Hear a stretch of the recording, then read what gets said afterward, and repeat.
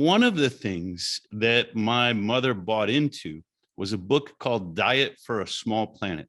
Turns out she didn't know anything about nutrition because the sustainability ethic, this environmental ethic, often gets confused with an agenda that is antithetical to nutritional health, that we should be eating seed oils, that somehow margarine is better for the environment and better for your body than, for example, butter.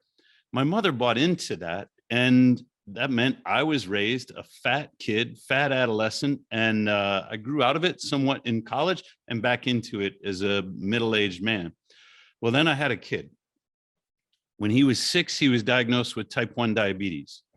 And I knew that his life depended upon my knowledge of how to take care of him, his insulin injections, his blood sugars. And I started to re-educate myself about nutrition. Everything that I learned as a child turned out to be wrong. Margarine is terrible for you. The idea that we've got to be eating more grains is not healthy for us. It's not sustainable from an agricultural perspective. And I got into Dr. Atkins. I got into learning about insulin, about metabolism, because I wanted to do a better job caring for my child. None of this had to do with cold exposure, but we were all living up in northern New York, in New Hampshire, in western New York, all places that had good traditions of cold winter sports. I was going deeper and deeper into my own journey, my own understanding of metabolism and the benefits of cold exposure, because what was I, maybe 52.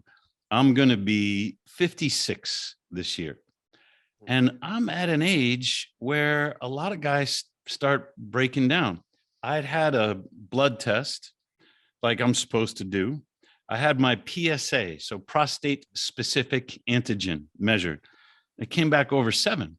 And I'm like, well, I got to learn a lot of things here. What does over 7 mean, for goodness sakes?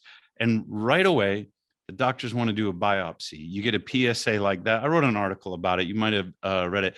And I said, before I do anything, I'm going to start talking to a bunch of other guys. I talked to some older guys, some guys my age, some younger guys.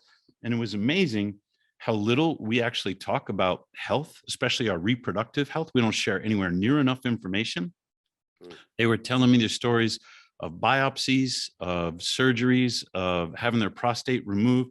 And I remember I was writing in my journal and I'm like, no way. I'm not.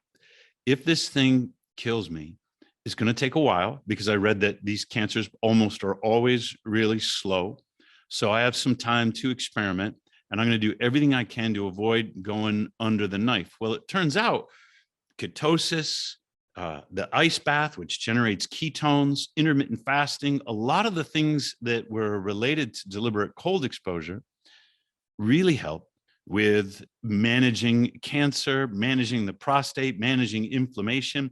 I got my PSA down from over 7 to less than 1, doing the ice baths and the ketogenic diet and the intermittent fasting. So I came in at 0.8. Can I ask you, when you were diagnosed with that, how overweight were you at the time?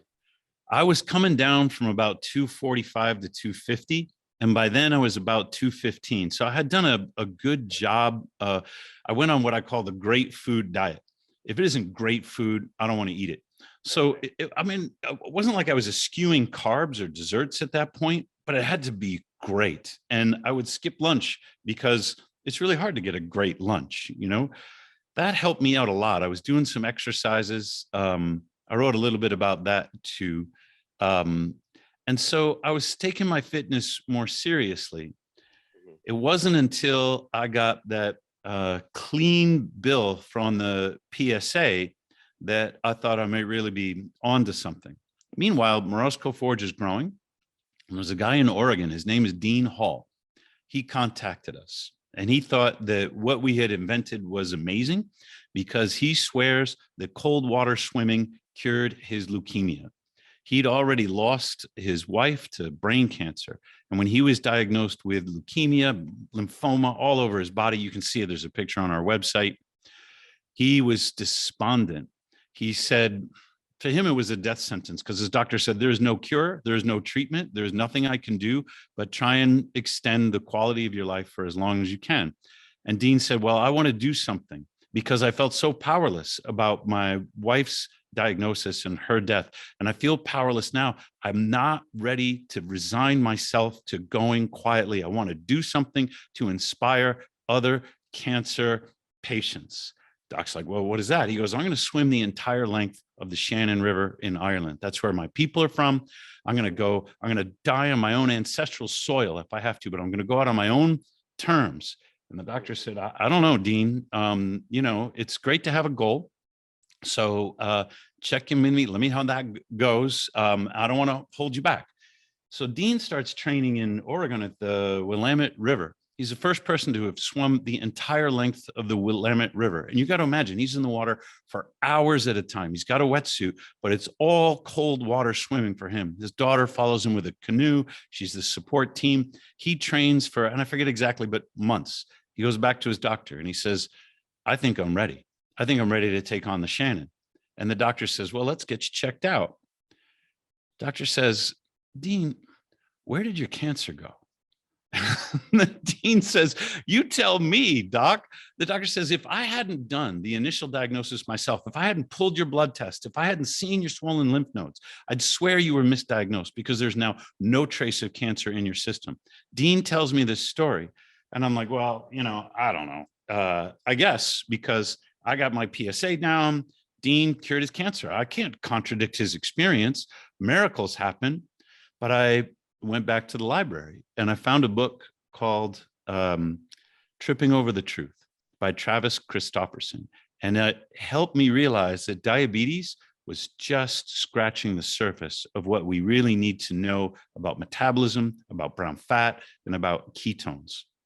Finally, I wrote an article about here are the plausible mechanisms of how Dean's dedication to his cold water swimming would starve his cancer of the glucose it needs, because most cancers can only metabolize glucose and produce ketones in his bloodstream that are the body's natural chemotherapy. My life has changed because since meeting Dean, having my experience and having his, and his is much worse, but they're analogous. I've done article after article. There has been miracle after miracle that people have experienced